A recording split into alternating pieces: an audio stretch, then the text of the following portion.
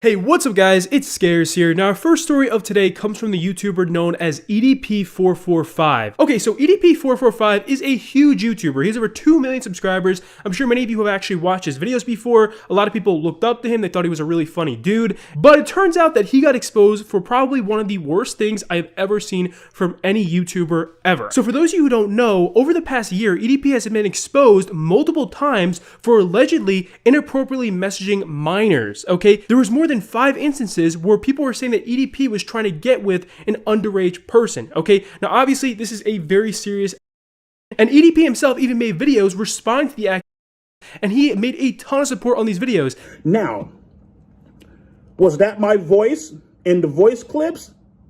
Yeah. Am I a pedophile? Fuck no. Gives me the fucking heebie-jeebies, my nigga, just thinking about that fucking shit. You feel me? Do I have a fucked up sense of humor? Fuck yeah. You know what I mean? I'm a crazy ass fucking...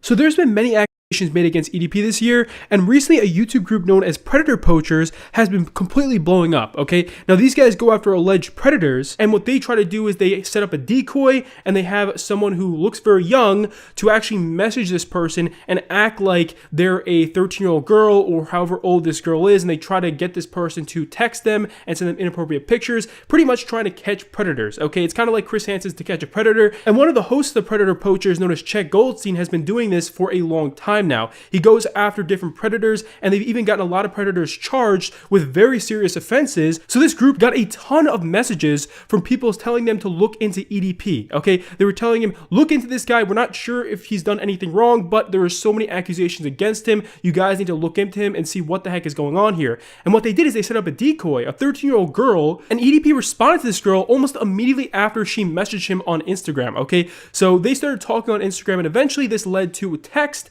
They gave each other their phone numbers, and over time, throughout this conversation between EDP and the minor, he gets more and more explicit. He starts mentioning doing intimate things with her. To be honest, we can't even show you guys a lot of the messages here, but they have all the messages on their channel. Predator Poachers actually read almost a 2-hour-long transcript of all the messages that they sent back and forth between EDP and this decoy that was messaging him, okay? And when you look through these text conversations between him and this 13-year-old girl, you can see that multiple times throughout this conversation, he says that he is afraid of going to jail. The times when he regrets it, he's usually regretting it because he's scared that he's going to go to jail or lose his channel, things like that. He's not really regretting it because of the age. You know, he sometimes he'll like vaguely mention that, but you'll see that he periodically mainly says that, like, I don't want to go to jail, like, what if you're the police, stuff like that.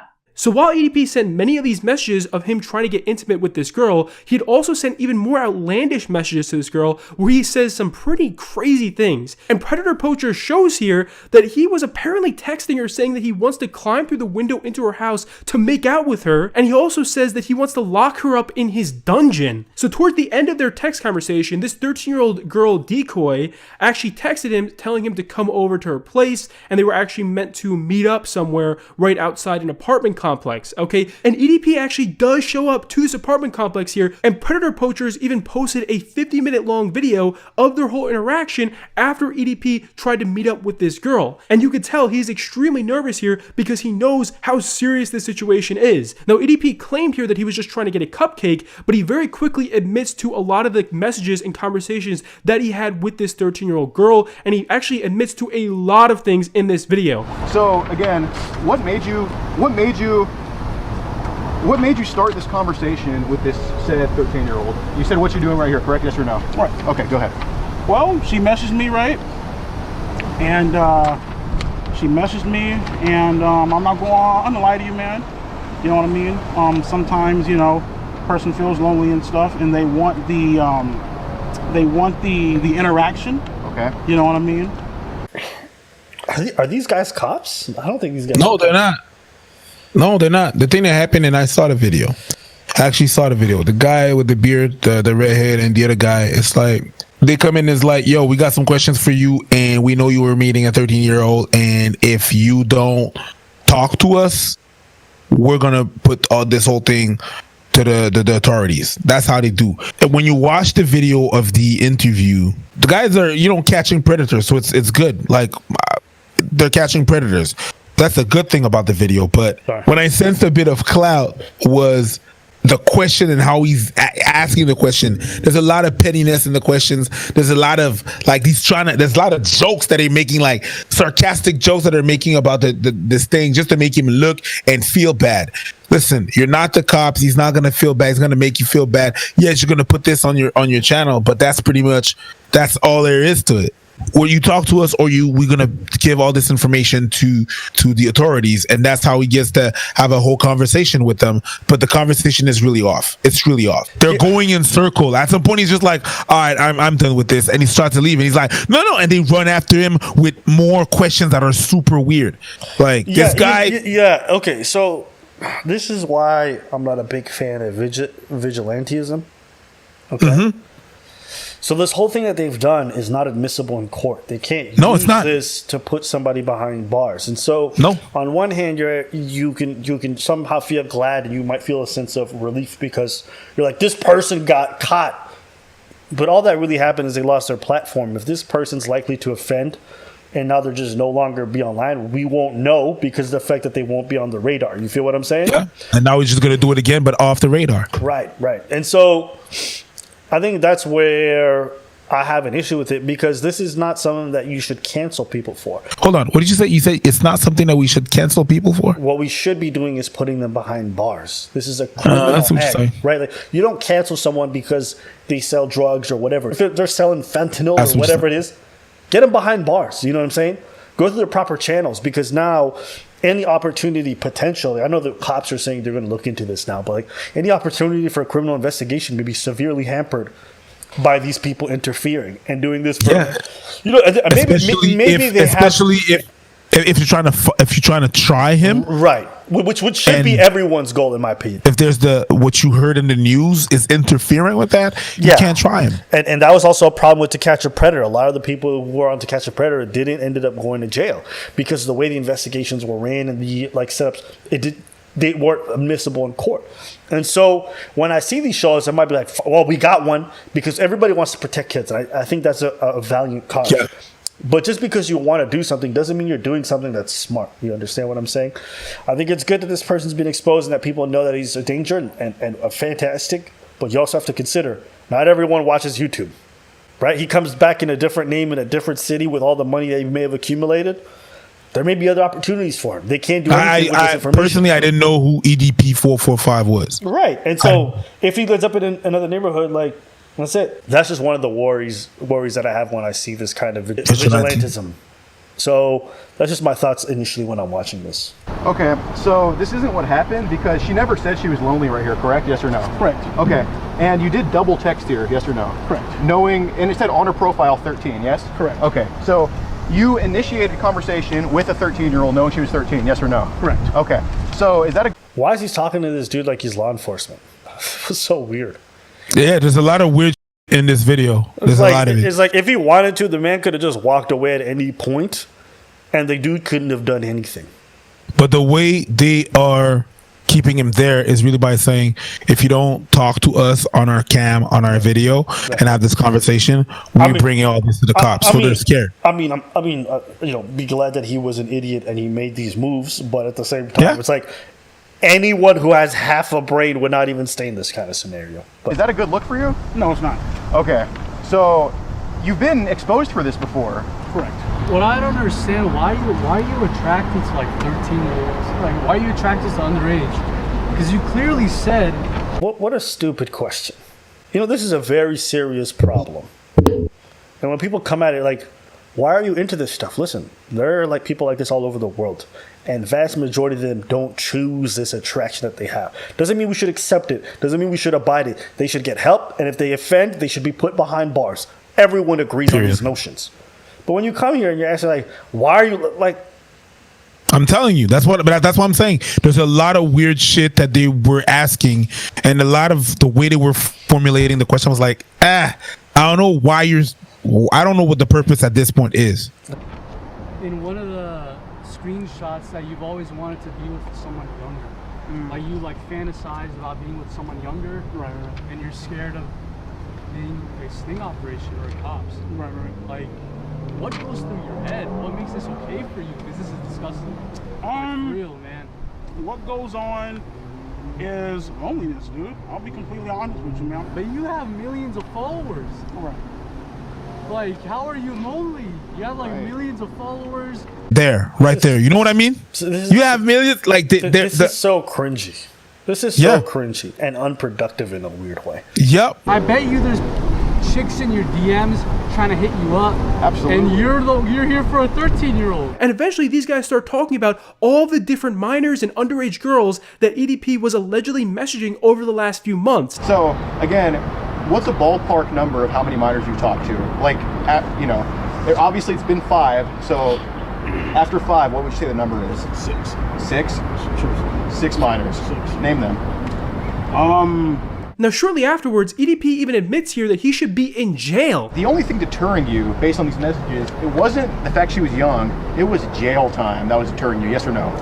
Okay, so say there's no law, say we live in an anarchy, you would have followed through with this, yes or no, had you been able to, correct? Right. Okay, so before you give the like, I didn't want to do anything, you did want to do something, the intent was there, the only deterrence is jail. Like for me, But the intent is right when you showed up here. That's intent. Right.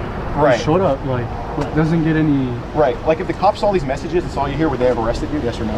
Correct. Okay, so look, Do see, you think you deserve to go to jail? Because you admitted this is not your first time. This is up to like 6th time. right. This is your 5th or 6th time. Do I deserve to go Yeah. go to jail? If I'm being honest with you, You don't think so? I think so. You think so? Okay. Do you want to go? No. So the conversation between Predator Poachers and EDP You know, like I can't take any of these answers seriously because, like, I don't know what people think. Do you think this is insightful? You know, this is a person who, you know, obviously needs help, should be behind bars, whatever, right? And you have this conversation with somebody who clearly has like control over the situation. I'm going to expose you if you don't do what I want. So all these answers are really irrelevant because they're all from a weird place of like extreme fear. Yeah. I don't know. I watch this, and maybe people think this kind of stuff is entertaining or insightful, but when I'm watching this, I'm just like, this is just awkward. It's like pointing a gun at someone's head and expecting complete honest answers as they're saying they're underneath the barrel. It's like, Yeah. you know, of course, I don't know. So the conversation between Predator Poachers and EDP lasts for about another half hour, but towards the end here, these guys straight up say they were going to call the cops. And you can tell EDP starts to get visibly upset. You know, he is so upset here because he knows what could happen to him if he gets charged with this. And while these guys are calling the cops, EDP actually walks away, calls his friend up saying that he's going to go to jail, and then gets in his car and drives away. So to be honest with you guys, this is the most serious story. You want to hear something fucked up? What?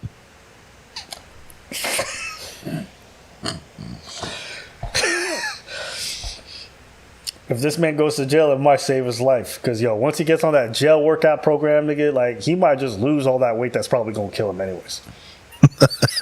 I think they might do him a favor by sending this nigga to jail.